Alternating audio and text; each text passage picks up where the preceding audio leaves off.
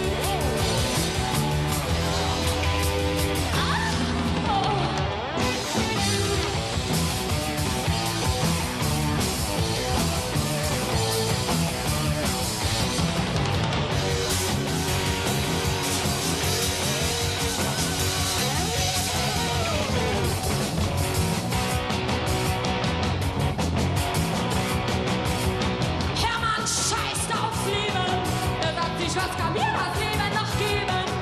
Er ist Carlos Castaneda, der lebt leicht wie eine Feder. Das wahre Leben, wo die Geister schweben, ist für Hermann lebenswert. Und dann muss es weltverkehrt.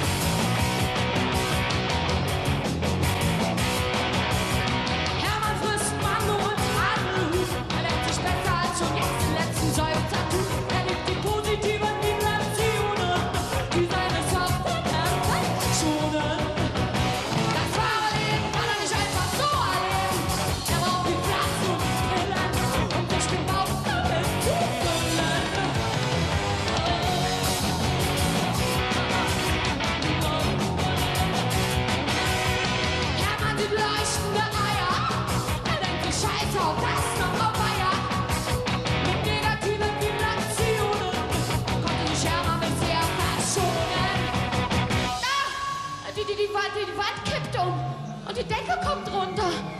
Und der Teppich wird immer tiefer und tiefer.